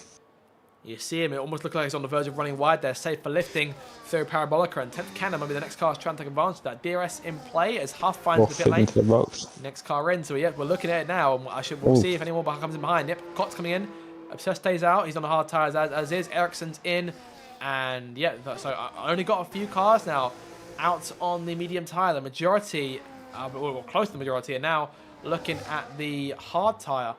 There's currently 9 cars on that, to make that... So make that 10 cars on the hard tyre. My counting was getting away from me there, as Eric's gone to a second set of mediums here. So what's his game plan? So I wonder if it's something to do with tyre allocation. You can Up to go hard as well. Yellow Yellow flag's out. flag in sector 2. Who's that? Not Very entirely brief, sure may who have been that a was. Mercedes. Obsessed looks okay. No damage done to that car. He'll continue on. And DJ was okay as well. I mean, it was close. It's pretty close to him than it was to Obsessed, but everyone's okay. So we'll Look at carry on as we Grumio. are. Look at Grumio all over the back of Quigley. And things have closed up a bit more in the last couple of laps or so. As Grumio now finds himself closer to that race leader, but falling away here, going down towards Parabolica. He's lost about 2/10 down this back straight. And saying that, Dan's got around Imri for third place too. So Imri dropping back a little bit here as they make their way through Parabolica. No damage done to that car either, so he's all okay there. No one's pitting just yet. So these top 5 can go a bit longer on their tyres, better at managing them than others. As Imri actually comes in, let's scrap that. Imri is in, and the first the leaders to pit. Yes, I'm just looking at tyres at the moment for our leader Quigley. They don't look to be in a great condition, I won't lie. It looks to be suffering with general sense of understeer here and there. And Grumio, as we said before, will be like a shark sniffing blood in the water as he looks to try and go for something potentially in the next few laps or so. We saw him get quite close out for Scari. Couldn't go for a move just there, but is still biding his time and lying in wait here in terms of when to go for that move, which could be all critical in terms of the race for the lead in this Grand Prix. Che is slightly a bit there out of De La Roja. Dan is still in third place now, obviously taking the place regardless of Imri as he's coming to the pit lane. Hard tyres onto that Sauber. He is away. And obviously, we've seen how quick Imri can be on fresh tyres compared to the cars in front. So an undercut could be the way to go for him. We'll see how much he gains, if anything. And he may be able to put himself back into second, maybe even back in the lead here. Have to wait and see in terms of what he does. But as of right now, it's a DRS train for the cars in front, which will serve nicely for them. And perhaps that'll mitigate the amount of time they lose to Imri on those fresh tyres. Yes, indeed they will. I am wondering whether AT will actually repair that front wing or carry on without. If he repairs that front wing, he can drop significant places, but we'll obviously have more optimum speed throughout the rest of the race. But if he doesn't, it's just going to cost him overall. So what this season does, we do is we've got 3 in. Everyone's out. Everyone's in except for Grumio, stays out on the circuit. Right then, so that's a change. 18 penalty there. No. I'm thinking perhaps he might have to wait to change that wing then. I mean, we're saying that he's already losing time as is, so he may change it anyway. As the changes get made for the cars in front. Lucky Lambert now in P2, Obsessed in third place. Change. Quickly emerged in front of Dan and Shay. JB penalty. And Imri is charging through up in front of Dan and Shay. He might come out in front of Quickly here. It's close. Locking up and almost going for circuit there, but Quickly stays out and gets back in front. The question now is, where is Grumio? Grumio is currently about 23 seconds in front of Quickly and Imri. So this will be interesting now as Imri gets himself back around Dan. The question is, will he get himself back around Grumio too? As Quickly now looks to try and close on Cockney Goblin. The Tifosi rejoicing as they've got 2 cars in the top 4. Yep, indeed they will. Imri has actually undercut Dan. Yep, change they're made as Dan obviously rejoins behind and Che down to P11 here. So not fantastic. Obviously, I'm guessing a double stack from those two was in play. So Che comes off the worst and will now find himself at least a few seconds back. I'd say about 3 or 4 seconds back from Dan in P7. So that's the difference that the double stack can make. And we'll see what Grumio does. Grumio's in. And it looks as though he gets to way down. May have been avoiding perhaps a speeding penalty. It looked like he was almost practically stationary when he came in. That will cost him a bit of time here and there, but he had to come in. Where's this going to put Grumio though in terms of the undercut? I'm thinking he may potentially lose out here. As here comes Quickly and Imri towards the pit exit. And he's going to lose out massively. And that was close. That was very, very close from Imri. And I'm guessing he was in control, knew what he was doing there. But wow, that was a moment and a half there as Grumio now falls back to 4th. Perilously close, as Connors living in all sorts of positions through it. Well, went from P4 last out to now P7. But yes, that was nicely close, so close to destroying both those races. Grumio goes wide at turn 4. That won't help his case. We'll see Cottney, the only car yet to pit in this Grand Prix. Still on those same set of hard tyres he started the race on. So I'm guessing perhaps banking on some sort of safety car, perhaps to play into his hands. Not too sure. Che back into P8 himself. He's managed to get himself around HP Cook. So doing okay for the time being. There's your position gain so far. Cottney Goblin up 13 spots. HP Cook actually up the most spots with 7 so far in this race. So him pitting earlier than anyone else has sort of played into his hands quite nicely here as he sits in there in the 9th spot. So he's done a good job from P16, but obviously the work not done for him just yet. I'll be hoping for some sort of track position to play into his hands as Cott gets a penalty. In terms of penalties given out, it's 10 seconds for AT. Obviously, the pit lane penalty for speeding. Cott has 3 seconds, and both Obsessed and JB have 6 each. So we're looking, as it stands, at 25 seconds of penalties as Danny sets the fastest lap. Yes, indeed it does. I just came back to me. It was Canada that we ended up with over a minute of penalties. That's the one. I knew it. I knew I was right. Got there in the end. See, I remember these things. Like, you remember everything. I remember Saudi Arabia last season. Let's go there, shall we? Please don't do that. All right, fine. Okay, we're nearing the halfway stage now of the Grand Prix. We're nearing the point now where it used to be looking at the first pit stops of the race for those medium tyre runners, but not the case in today's race. Obviously, tyre wear has been a huge factor in this first half. But now Imrie, I'm wondering, maybe serving as a bottleneck here, but compared to Dan and Grumio behind, I wonder if those two are actually faster than he is in terms of race pace here. I mean, he's saving some battery, running the car in medium. Dan's actually going in none right now, so he's fallen away a little bit, but he felt a lot closer last time around than he was on the previous lap. As Quigley continues to try and hold his lead, he's currently about half a second in front. I'll say this, the pressure of being the race leader at a track like this, where it is constantly a DRS train, especially if you're going for the lead, must be so difficult to withstand, but he's doing a fantastic job right now. He is, yes. Massive, fantastic job for Quickly at the minute. It is a nightmare holding up a DRS train because you think, when's it going to happen? When's it going to happen? Ends up forcing you into an error, and round you go. And let's not forget this, we're also looking at Huff and Curtis in P5 and P6. Those two are up there. Obviously, Huff can't score points, but a podium, I'm sure, would do him wonders in terms of recognition within the league. As there goes 10th Cannon challenging Ethan into turn 1. Ethan losing 2 places there in the space of 1 straight. Yeah, good move from 10th up into P10. And that'll be P8 when the reserves get removed later on. Yes, indeed it will. So every point matters, every position, every overtake. If we are seeing a few drivers on wide, exit turn 5. As it stands at the minute, we'll be looking at the last car driver scoring points being Lucky Lambert. As we've only got 3 reserves left, one of them outside of the points in P15, the other 2 in the top 10. So P11 and P12 as it stands right now will both score those last few points in the order. As up front is seeing I thought Grumio was making a challenge there on Dan, not quite. But look, you could put a blanket over these top 6 right now. It's awfully close. It's 2.2 seconds covering them. Curtis dropping away a little bit here, almost out of DRS range. Let's be careful there. As JB gets another penalty for corner cutting. It's been a tough race for him so far with that damage earlier on for the spin at Scari. So just worth noting that Che's got 2 warnings. The rest of the grid, or the rest of the top 5 or 6, should I say, only has 1.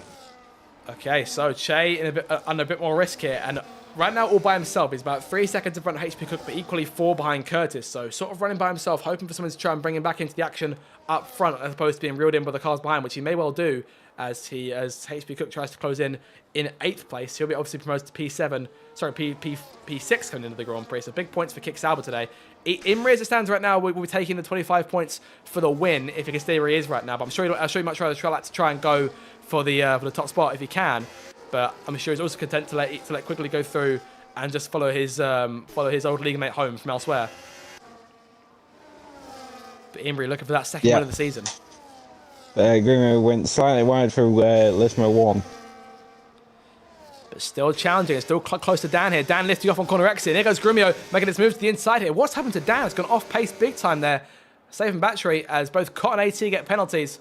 As JB pits. He's coming out to set hard tires. Probably go to the end on these. And Grumio. One thing about. Go on. Grumio's still there and about. And still waiting, looking for his next chance to move back into 2nd place again. Obviously, he knows this is for the race win with him and Imrie at this point. And we'll see here when or if we see 2nd pit stops at all in this race. Yeah, if Grumio does set the fastest lap of the Grand Prix. What we're going to say, penalties are an absolute nightmare to deal with because everybody's stuck in everyone's DRS. It is a nightmare even a 3 is going to cost you big time around here.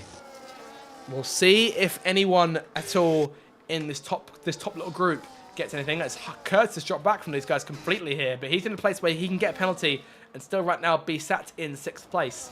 So I'm sure he'd much rather try and get back up than perhaps fall prey to Che in the next few laps. So we'll see if Che can try and close up at all as he's managed to pull away from HP Cook. Che down by a quarter of a second in his first sector compared to his best lap of the race. HP Cook leading that train there, 80 in P9 and 10th in P10. Obviously, that's a fight that continues on here in the race for 6th place in the Drivers' Championship. That'll benefit Curtis right now, as it stands. He'll be scoring 10 points compared to 10th Cannon, who will be scoring just the 2. Sorry, no, scoring the 4 points. So 6-point gain won't be enough for Curtis to take away P6 yet, but closing in a bit more on 10th. Speaking of closing in, Grumio is still there. You know what? That camera angle there, going over, looking over Parabolica, I love seeing those cars sending it through there. But Imri a bit wide off his line there, and Grumio might try and take advantage here, Ben, go down towards turn 1. Yes, indeed it will. Just on penalties as well, Huff to pick up one as Imri pushes Grumio towards the inside. Grumio takes 2nd place though. I thought I heard him lock up for a little bit there, but it's carried on. HP Cook pitting. He's going down. He's been on those hard tyres for 10 laps now, so we'll see what he's planning. I'm guessing it must be a second set of hard tyres. I can't imagine going on another set of mediums from here. I'm seeing the hards. Yes. So change been made, and he is away. Grumio's looking rapid at this point in the race now. Things turning up. The heat turning up now for Grumio, who wants his revenge on Quigley for essentially trouncing him last week at Zandvoort. Wants to try and get himself back on top of his throne. Obviously, he's won the last 3 races here at Monza. Has not been denied here in almost 2 full calendar years. It's been about 23 months since Grumio was last bested at the Temple of Speed. I'm sure he'd like to carry that on to make it last a full 2 years at minimum. But Quigley is still there and still challenging. He won. I mean, oh dear. What we see? Slightly wide. Slightly wide from Imri. I wonder if it was already a warning. I am seeing drivers move out of the dirty other car in front, so I wonder if we're starting to see a few engines starting to go a bit warm. Potentially the hot temperatures could come into be a factor. I mean, we don't see a sort of power unit failures at all during league racing, just thanks to the unfairness of the randomness of perhaps losing a power unit part at this stage of the Grand Prix. I saw Imri, thought he was trying to close in for a second there, but nothing of the sort for the time being. For the back of the field here, it's AT who leads 10th Cannon, but 10th has other ideas here. Makes that move to the inside, going towards turn 1. That V-Carb, one of the home races for that team here at Monza. Their first one being at Imola early this season. 80 onto the grass and going straight on there at turn 1. And running into the barriers there. Oh. No attempt to make the 10 seconds exceeding. And that means Done a Sebastian Vettel. I'm wondering, well, yeah, 2020. You know, I mean, it's a Finley Bell reference there. I'm wondering perhaps if the stewards may look into that after the race and have that removed thanks to the contact maybe between those two. It depends who initiated it. But AT still going without that end plate, so I imagine that probably didn't help much either. You're down to P10 then, and 10th Cannon pulling away. Lucky Lambert in P9 right now. That'll be promoted to P7. That'll be big points for Ferrari as they continue to try and chase down McLaren in the constructors. That'll be 6 points going their way. And that'll put them just 2 behind the Papaya machines as Ericsson sits down in P18. So big stuff then for Ferrari. If Lucky Lambert can stay where he is and get some points in front of the Tifosi, that could be huge for Ferrari's season. Yeah, good, yeah, massively, 100%. Up front here, we're inside the final 10 laps. There's 9 to go now. And Grumio is still waiting for his opportunity to try and close into more. Dan moving out the toe to get some clean air into that Mercedes. Keep the engine temperatures down as much as you can to try and maintain peak performance. Half is falling back here, half falling out of DRS range. He obviously has that penalty to boot as well. So Curtis may take P5, but Che may have other ideas here. He's 1.7 behind, 1.6 behind. So closing that gap in as 10th behind them. Lucky Lambert P9, AT down in P10. May yet come back at 10th later on this Grand Prix if he can get himself close enough. TJ then DJ in P11, P12, Cop P13. Obsessed Gamer up to P14 here. HP Cook P15. Obsessed needs 2 more spots to get himself up in the points here. He's only about 2 seconds back from Cott, so might be able to get himself a 2nd point score in this season. And scored since very early on this campaign. HP Cook P15 obviously made his 2nd stop and hoping to go for some more drivers to fall away and make their 2nd stops as well. Ethan P16, tough race him and Alpine so far. Cotley Goblin P17, Ericsson P18, and JB having made 2 stops in dead last right now. Last of the running cars in 19th. Brashman, of course, is out of the Grand Prix. And we're waiting now for the next sort of part of the saga here as the top 5 continue to show the way. Che is closing still on Curtis. I doubt he can get himself involved in the race to the lead, Ben, this late on. But we'll see if he tries to get close enough, perhaps in the last few laps. Yeah, only time will tell for Che. Obviously, he was 1.5 off the tough end to the pit lane.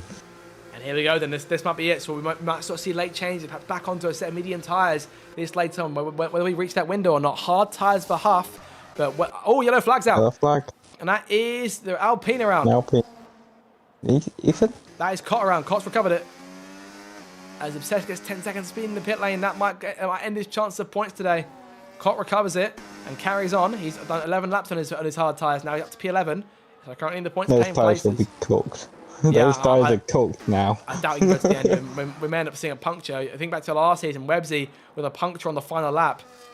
After I believe he tried the one stop, so we might see a case of deja vu here. Cott was Websy's former teammate. As up front, Ethan Quigley still leading, but Grumio is there and a bit close this time. Imrie can't quite get involved right now. If anything, he's starting to fall away a bit. He's won those tyres longer than anyone in that top 4. Curtis 4 seconds back. He's under pressure from Che. He's now inside DRS range. Will we see anyone joining Huff in pitting? Was pitted a lap ago. Huff now down to P10, and that'll still promote these guys, the reserve drivers, up. Everyone goes up one place thanks to when Quigley gets marked away from the results, regardless of finishing position. But it looks like the top 4 are all going to do whatever Quigley does. So try and stay out on the worn tyres.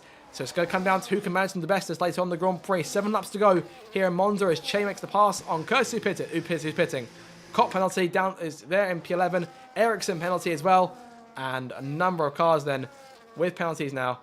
You see Huff there in P10. Curtis on to set medium tyres. He's away. And we'll see if he can gain anything from that.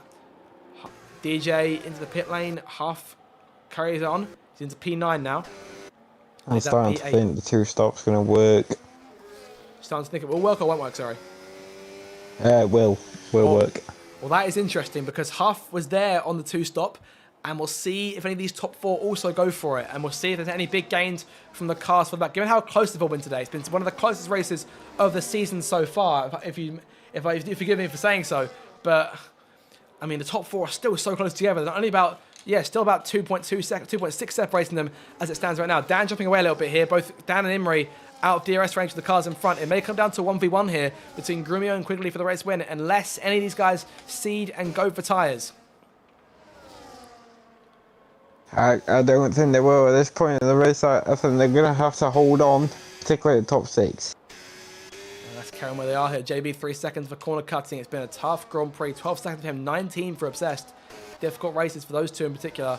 As we go on to 6 laps to go now, and Grumio will be looking then to think, where can he go for a move on quickly? Imrie's thinking, how can he catch back up to Grumio and get himself involved with a chance to hit 25 points from winning this race? And Dan obviously is going to lose more points in the Drivers' Championship to Grumio, his closest challenger across the season there so far. Che in 5th, 5 seconds back. 10th Cam now in P6. That'll be P5 when Quigley gets moved out. And that'll be big for her again, another big point score. And that'll be, I think, what, 25 points in 2 races. So fantastic for her, as obviously in front of AT and Curtis and TJ. So good stuff from 10th today. Yeah, indeed. Good recovery from 10th Cannon. Just a quick note on Grumio and Imrie. Obviously, the gap's gone up to 2.1 now. I can't, as good as a driver Imrie is, I can't see him gaining a full second and a bit on Grumio. That gap is just too big. And as soon as you drop outside of DRS, it's really hard to get back in it. And as a result, he may fall under pressure more to Dan, who's going to have DRS off of him as they go down the main straight towards turn 1 again. There's 5 laps to go now when they cross the line, and Quigley still leads the way, but Grumio a lot closer this time compared to how he was last week. But still wanting to try and close that gap, to try and go for the race win if he can get close enough. Again, moving out of the dirty air of the car in front and trying to gain some more time. He is getting a bit of time there. Moves back into line for turn 1. Dan hasn't got DRS just yet, so I guess must have been a bit out of it as I went out the last corner. So nothing for Dan for the time being, but there'll be DRS for him waiting out of the second decimal and down towards Ascari for the 23rd time in this Grand Prix. Chase down in P5 for the back though. Cott's currently obviously up in the top 10, but we'll lose out in terms of results. So currently looking at P11 to P13 who'll score points. Lucky currently getting the last point on offer right now. TJ 2 seconds behind him. Ethan scoring points. HB Cook scoring points as well. So a number of cars here in good positions this late on. Indeed. So I have to say. Closing in, Grumio still about half a second back here, not making much progress, but we've seen Grumio do this before, and we'll know when he's there Speaking of knowing when he's there, Dan is right Imri's tail now, 3/10 covering the Sauber and the Mercedes as it stands right now as they've charged down towards turn 11 once again. Again, these guys, the chasing car moving out of line to keep the engine as cool as they can. These very hot conditions and obviously a very fast circuit. The engine gets pushed to its limits here around Monza. They call it the temple of speed for a reason. We're reaching sort of high speeds the majority of the lap here, nearing 200 miles an hour even before DRS comes into play. As Grumio again closes in, 4 more laps to go, but quickly this time in front about 8/10. So Grumio's actually fallen away a little bit here. Same thing for Dan. So the cars in front are getting better exits at the last corner, it seems. And Dan and Grumio have been masters of fighting each other on the last lap for race wins. May have to go for it on the last lap and last lap only to get a chance to win this Grand Prix. But Grumio again closing in. What do you do with you, Quigley? How do you defend? It's a question that, I mean, that many have tried to answer, but many have also failed to answer. Against Grumio in particular, it's, for a lot of drivers, it's always been a matter of when he comes past you, not if. But in this case, we've seen a driver who can clearly match Grumio for pace as Quigley rounds the second Lesmo. DRS again in play for Grumio, who I dare say will look for a move if he can. I reckon we may see him go sort of full blast on the main straight and down here towards the Ascari in 3 laps time. So in terms of the best way to cover off Grumio is just to have as much energy as you can saved up and try and pull away on that last lap, try and get better exit from Parabolica, because that may all decide who wins this race. Yeah, just looking at warnings as well, it looks like Quigley's on none, Grumio is on 1. So both cars looking at nothing for penalties right now, unless they see any sort of late mistake that could change that. Imri still holding on to 3rd place. It'll be 2nd place for points. Dan in the 4th spot. Again, he'll be promoted to the spot. Che in P5. 10th still in P6. HP Cook passing Cott there, so move the Sauber driver into the top 10 outright. As Cott may come back out for a scar and close enough. And Lucky Lamp passing in too. Here comes all the overtaking. And things further back, it's a bit more interesting here. These medium tyre runners start to catch the hard tyre cars. Cott's been on those hard tyres for 15 laps. He's still carrying on with those things. It's fantastic to see him keep on going.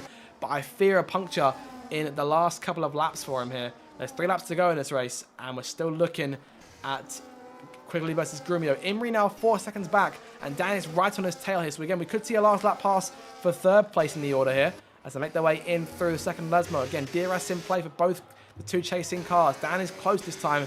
Imri's got more battery than we're used to seeing him with, so they have a chance to defend, but Dan may get there first. So try the inside, not close enough just yet, but it's still right on his tail there. Look at that.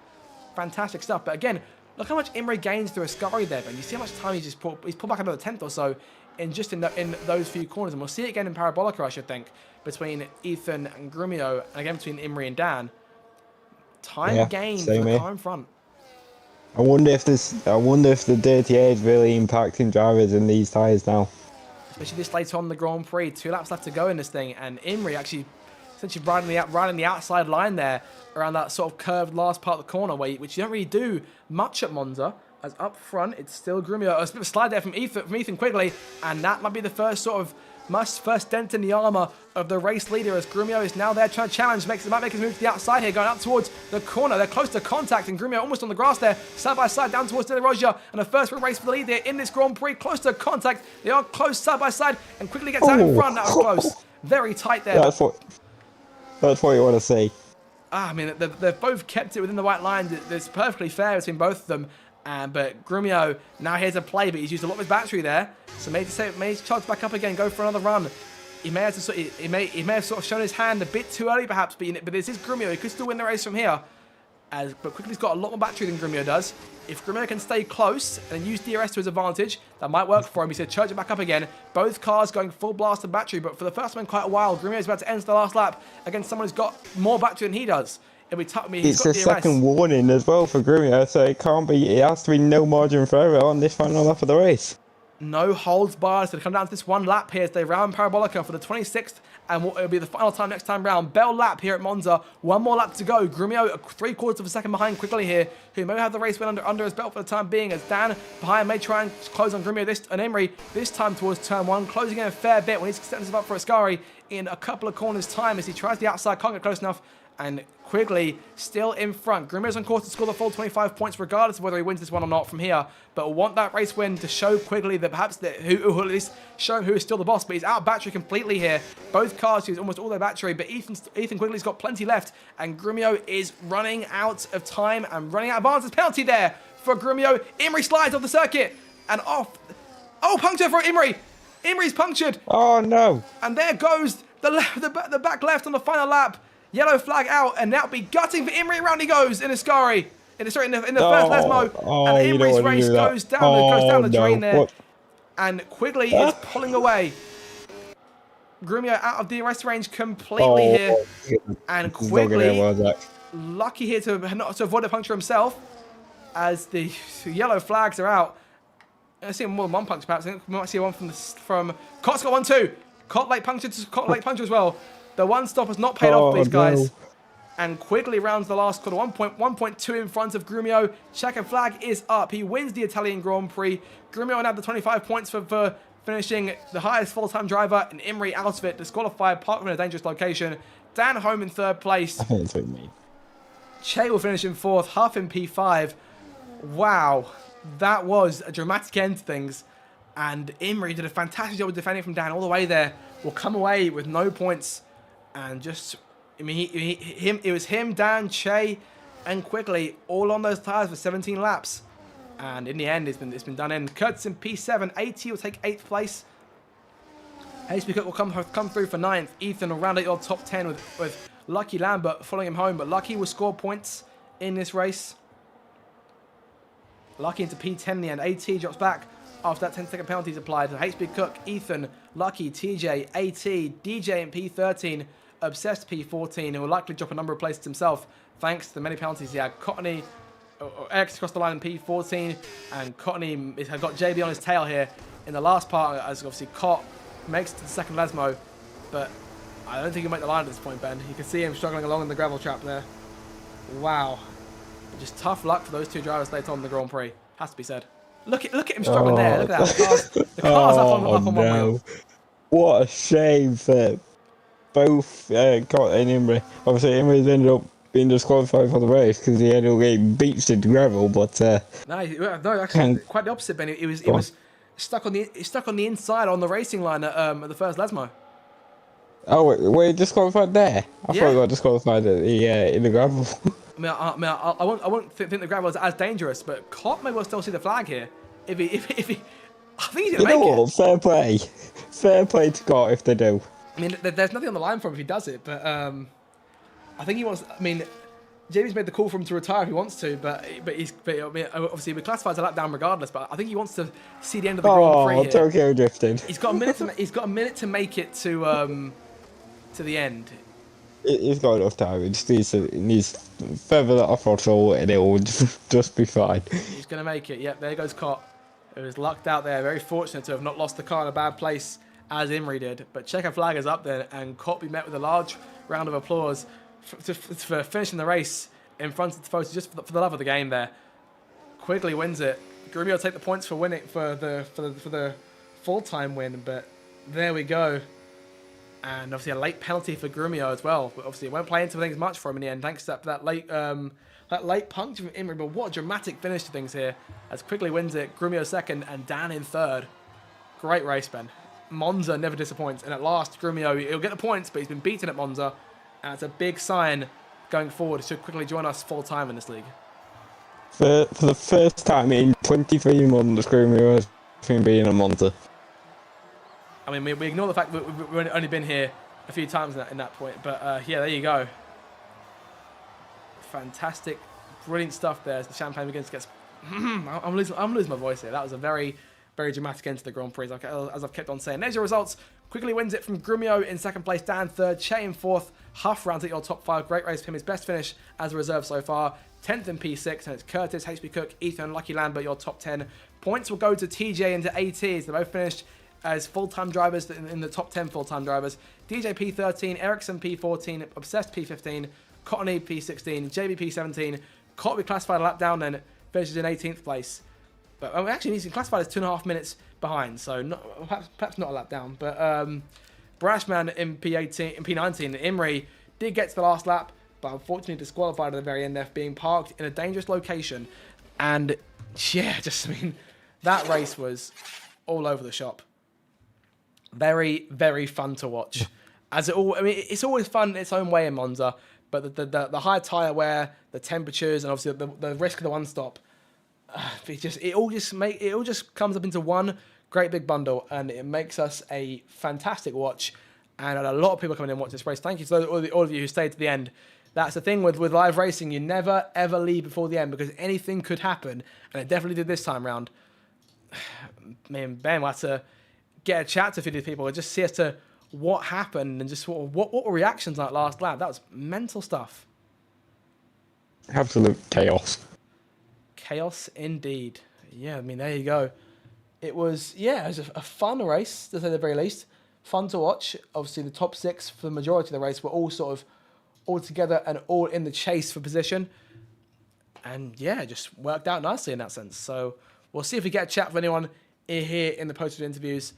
And obviously, if not, then that'll cap us off. But I dare say there must be a few people who want to talk to us and just let something out after that quite dramatic race. And hopefully that'll set the tone for the rest of the season going forward. And our next race will be taking place at the same time next week here in Azerbaijan on the 16th. So big, big stuff. Yeah, I mean, it's just been crazy today. Always is around Monza. Always is, but it's ended up with in the last few seasons with the same winner several times over, but not this time. And we'll put out the message saying the post-race interviews are open. We'll see if anyone joins us.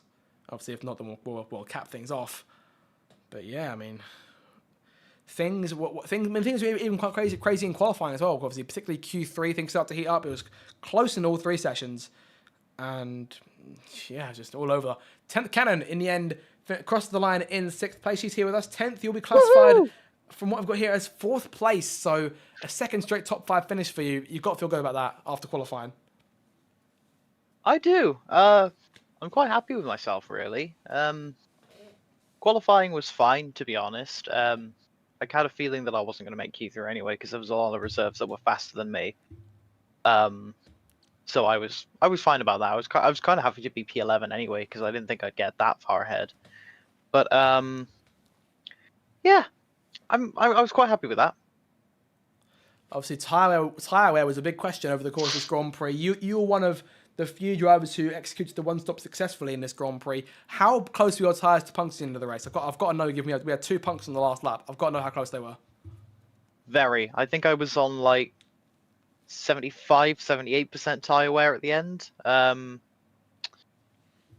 Yeah, it was close on both stints, to be honest. I was up in the 70s on my medium stint as well, but kind of glad I did it, to be honest, because this is one of the few tracks, I think, where you can't really make a 2-stop work because of just how long the straights are. You don't really make enough time up in the corners. So I was kind of going to commit to the one stop, whatever happened. So kind of glad it worked out. And obviously, big gains on the Drivers' Championship for you individually as you advance, expand your lead on the 3 cars who are sort of chasing in these last couple of weeks. Is there a bit more relief now to have that little gap to think about for the time being? A little bit. I still think they're going to get me by the end of the season, but nice to have that little bit of insurance and to show that I can still beat them. I had a feeling once they kind of got in their stride, they were just going to be beating me week in and week out. So it's nice to know that whether it be through luck or through faster driving, I can still fight with them. Well, there's no better test for that sort of thing than a street circuit. Baku next week. I mean, oh boy, I was just judging my reaction. Are the street circuits not quite the ones for you?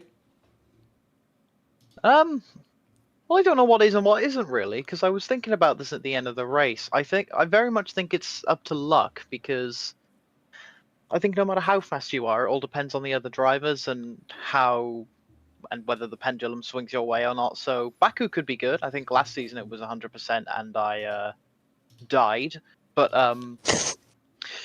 yeah, I think I can do better this season. I think I'm feeling good about how I'm doing in general. I think Baku's going to be a bit chaotic, and I think I can do well there because I think my talent seems to lie in just driving fast and not hitting things.